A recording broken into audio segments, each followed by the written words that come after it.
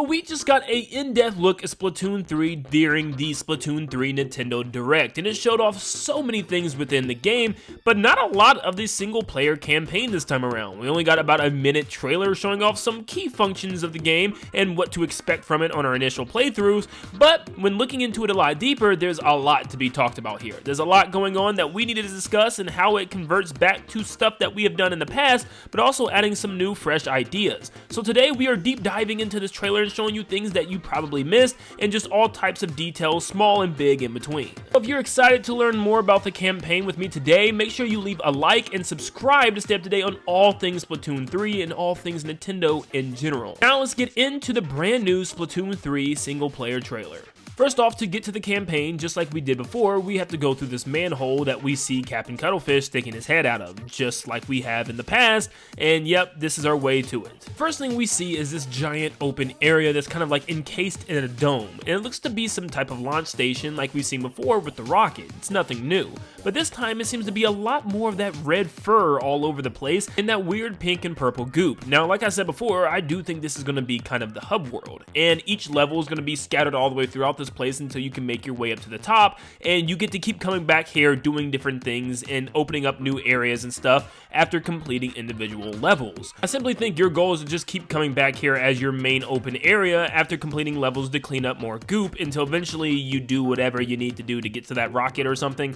I don't know why the Inkling needs to get to this rocket, but we'll find out soon enough. There's also Easter Island heads, because they can be here, I guess. I don't know why. We know Captain Cuttlefish, Callie and Marie, and Agent 3 are all back to help you along your quest, and your goal is to defeat the furry Octarian army this time around, but we just don't know why. Now, the campaign looks very similar to what we have gotten in the past. It looks like floating platforms in the sky that build an obstacle course, and you have to make your way to the end to collect the Zapfish. Simple enough, and it just kind of is that. On the top right, you have the weapon that you're using for that stage, you also have your sub, and you have your power egg count, which probably will allow you to upgrade your weapons or specials a lot higher. And of course, right below those, you have your special meter, which you can see increasing. It's not sure how you get your special this time around. It looks like you might be able to just equip it from the very beginning this time instead of having to find it throughout the level, so that's interesting. It looks like the little guy can be used as a sub item, but also its own action tied to the D-pad if you push up for some reason. I'm not sure if that's something else that he does, or if he gives you help or a guide for something, not quite sure. Now this is where we start to see some of that Octo expansion come in,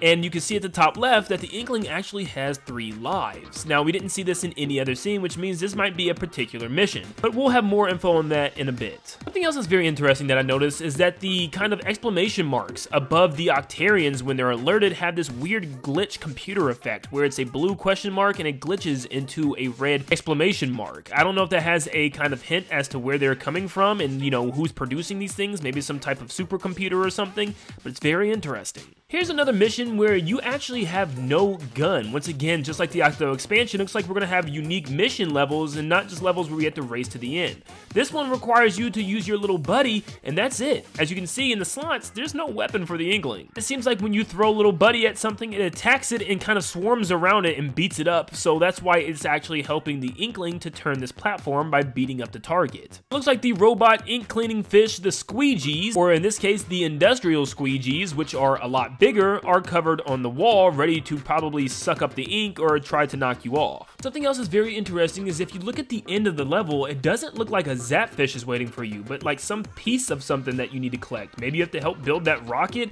or maybe there's something else that we just don't know about yet. Or maybe that's not even the end of the level, maybe it's just where you get your weapon or something. It just looks too shiny to not be the end of the level, and there's some big pieces or something floating around in it. We do see missions that are just short challenges, just like the Octo expansion. Here you have to shoot the balloons that are green with the targets on them and avoid the ones that have the X. You'll probably lose a life if you shoot them. As you can already tell, they already lost 2 lives. But we have a look at that end goal once again, and it does seem to be a whole bunch of floating metal pieces. Now, why sometimes are we collecting metal pieces, and why is there sometimes where we're just collecting Zapfish? Well, I think the Zapfish are for the regular levels that are based from Splatoon 1 and 2, and I think these metal pieces are levels that are more mission-based from the Octo expansion. That's what it seems to be so far. Maybe each world or area has like 5 or 6 main levels and then like 5 or 6 mini levels that are like more mission-based and quicker to get through in each area. That could be pretty interesting and gives a little bit of best of both worlds, honestly. So now we have this mission where you have to use the brush in order to paint over these switches on the floor in this giant maze. And as you can see at the top,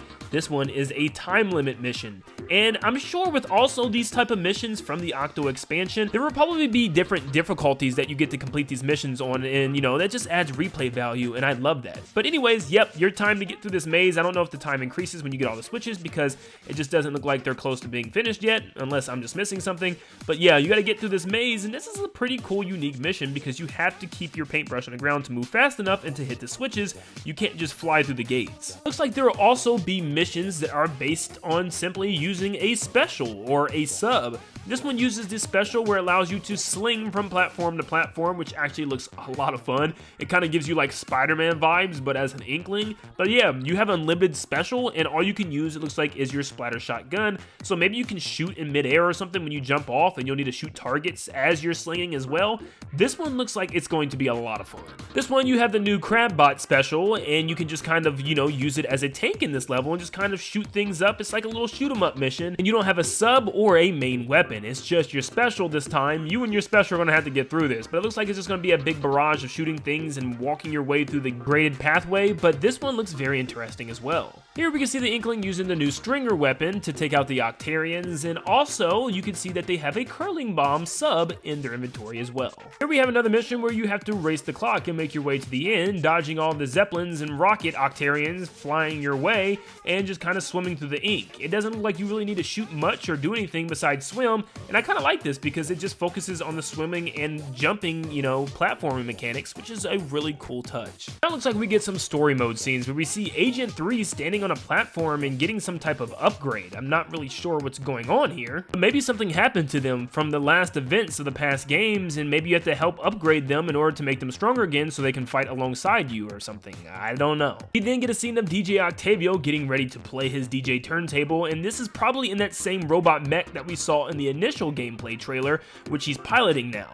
But for some reason, it doesn't feel like a boss battle to me. You know, all the enemy Octarians are covered in this fuzzy fuzz fur all over their body, and we know DJ Octavio doesn't seem to be covered in anything, and his hat he's wearing is more like a construction samurai hat this time around, and with safety goggles. He just doesn't really look intimidating, and more like he's trying to help, if anything. Now, this is pretty extreme, but if you look through his goggles, you can see a reflection of what's in front of him, and it actually kind of just looks like an ordinary stage. So yeah, I think this might actually be a playable scene where you get to play as DJ Octavio and maybe just kind of take enemies out as a giant brute mecha tank guy. I don't know, but this could be really cool as a new additional playable character other than your Inkling all the time. After all, it just doesn't look like he's in any type of battle arena, and it looks like he's on some type of scaffolding, if anything, and there's no Inkling or anything in front of him as if he's a villain again fighting you. Now we get a couple of weird scenes. This one has these weird orange and yellow painted barracuda fish kind of swimming upward and flying through the air on the scaffolding of the rocket.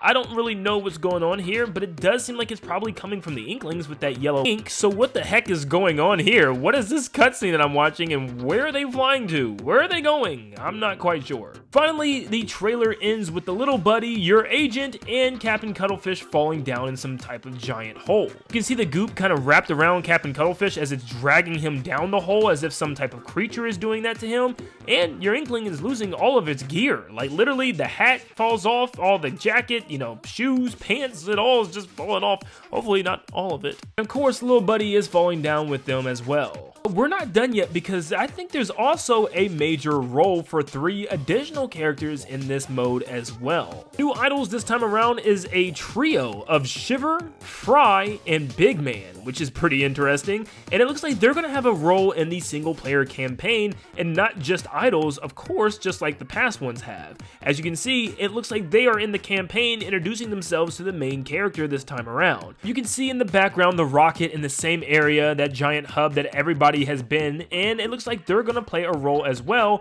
the deep cut. What is it that they're going to be doing? I'm not sure. They're probably going to end up being agents themselves or just wanting to help you as well, but this was actually leaked by Nintendo a while ago thanks to the story campaign art that they posted, because all of their masks are actually on that page. We just didn't know who the idols were. As you can see, the masks were there from the very beginning, which is super interesting, and it probably shows they have a very big role within this story outside of Callie and Marie. Now, one thing you might be wondering is where the heck is Pearl and Marina? Well, take a listen to this and tell me what you think.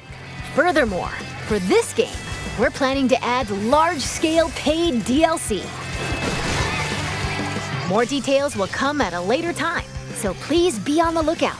Yeah, apparently there's large-scale paid DLC coming later on for the game. I have no clue what that means when it says large-scale, and I'm sure we're going to go more in depth about this later on about what this could be. I have some ideas already, but yeah, that's very interesting, and if you look at the silhouettes, that's Pearl and Marina for sure. In fact, it's the same outfits and look that we see in the official Splatoon 3 render for them as they join their new band. So what are they going to have to do with the extra campaign or story or whatever the DLC is going to be? I'm not quite sure, but it looks like they're going to need our help, or we might need their help once again. I can't wait to see what else is in store for this campaign because they really didn't show off much. They didn't show off much of the story, any of the characters like the villains, or really even the bosses we didn't really get to see much of. So I'm very interested as to where this is going to go, and I feel like the reason they didn't show the bosses is because there's a lot of spoilers and stuff. So finally, Nintendo seems like they're letting us play the game without spoiling the whole thing ahead of time, so I'm perfectly fine with not getting too much information. But what do you guys think about the campaign so far? Are you excited to play it? Are you hoping to see more from it? Are you excited with the direction that they took to have a little bit of a twist between Splatoon 1, 2, and the Octo expansion? Let me know what you think in the comments down below, and if I missed anything, and make sure you leave a like and subscribe to stay up to date on all things Splatoon, and I'll see you all on the next one. See you guys.